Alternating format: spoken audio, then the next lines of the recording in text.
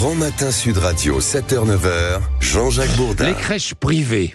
Est-ce que nos enfants sont mal accueillis? Nous sommes avec Julie Marty-Pichon, qui est membre du collectif Pas de bébé à la consigne. Bonjour. Merci d'être avec nous. Il y a ce nouveau livre du journaliste Victor Castanet, publié aujourd'hui, Les Ogres, chez Flammarion, qui dénonce les dérives dans les crèches privées. Alors je voudrais tout de suite que nous précisions les choses.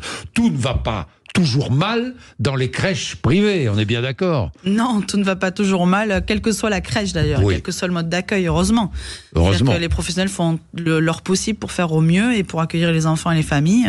Oui. Et c'est le système dont on parle et dans lequel nous sommes qui est critiqué, pas les professionnels qui travaillent évidemment. Alors il y a les crèches publiques et les crèches privées, on est bien d'accord. Les crèches privées sont confiées à des sociétés privées qui gèrent ces crèches. C'est comme ça que ça fonctionne. Oui. Qui confie ces crèches à le soin de garder les enfants à des sociétés privées? Ce sont les mairies, les collectivités locales. C'est bien cela? Oui. Bien. Et parfois, les mairies, les collectivités locales, ne sont pas très regardantes sur l'entreprise qui va s'occuper de nos enfants. Disons qu'elles ont mis en place des délégations de services publics depuis un petit moment maintenant, et souvent dans les appels d'offres, le critère le plus prépondérant, c'est le prix. Et comme c'est un secteur qui est soumis à concurrence, parce que c'est les lois du marché qui s'imposent depuis une bonne dizaine d'années, quinzaine d'années maintenant, eh bien, quand on n'a pas forcément les moyens dans sa collectivité, ou quand on n'est pas suffisamment formé sur ce que sont les enjeux de la petite enfance, ou qu'on veut pas s'occuper de cette situation parce que c'est assez technique, on délègue et on prend au mieux offrant. Et malheureusement, on sait aujourd'hui que la place à 3, 4 000, 5 000 euros, ça ne peut pas fonctionner. Une place de crèche à l'année, ça coûte entre 10 et 13 000 euros. Donc forcément, il y a un problème. Ça coûte entre 10 et 13 000 euros à la collectivité? Oui. De façon générale, à l'ensemble des financeurs. Et évidemment, les parents, eux, paient une partie de cette somme. Oui, ils payent une partie en fonction de leurs revenus et de la composition de leur famille. Ça, c'est quelque chose qui est national et c'est partout en France. Bien. Alors, encore une fois, je ne veux pas inquiéter les parents, mais comment faire? Je me mets à la place des parents. Comment faire pour savoir si la crèche à laquelle on confie son enfant est une crèche de qualité? Il faut dialoguer.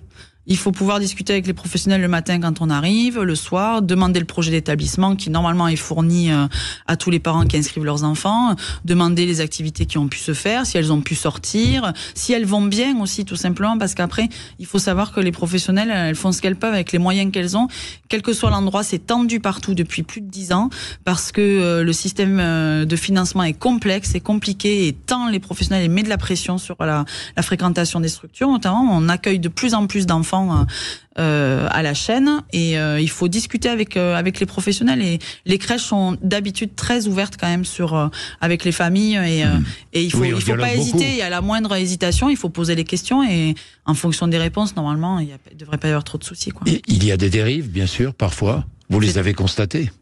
Les dérives, oui, elles nous sont remontées très régulièrement par des professionnels, des directrices souvent, qui nous expliquent ce qui a déjà été documenté dans le rapport de l'IGAS l'année dernière sur les maltraitances. Oui, je me souviens. Ce que rapportent les ouvrages qui ont pu être édités depuis septembre dernier, c'est-à-dire ce qu'on a pu entendre, le rationnement des couches, des repas, etc. Oui, ça a existé et ça existe toujours, parce que il faut être compétitif sur le prix, parce que c'est un marché, et c'est bien ça le problème, c'est que la petite enfance, le travail social, l'accueil des publics vulnérables et fragiles comme les personnes âgées ne devrait pas être soumises aux lois du marché. Oui, mais ce qui se passe dans le privé se passe aussi dans le public. Et est-ce qu'il arrive que dans le public, les crèches soient mal dirigées et que les enfants soient pas maltraités, mais pas très bien traités? Oui, ça arrive malheureusement, parce que le fait d'avoir fait entrer le privé lucratif dans la danse a fait niveler vers le bas l'ensemble du secteur, et mais donc les collectivités... S'il n'y avait que du public, ça marcherait mieux?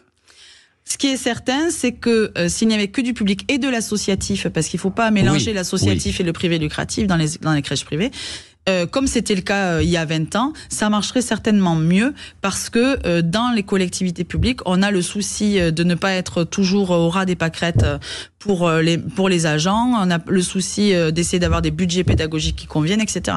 Donc oui, ça irait sûrement mieux, oui. Bien, merci beaucoup Julie Marty-Pichon, merci. Membre du collectif Pas de bébé à la consigne, vous veillez pour les parents. Exactement. Bien, il est 7h30, le temps tout de suite avec Rémi André.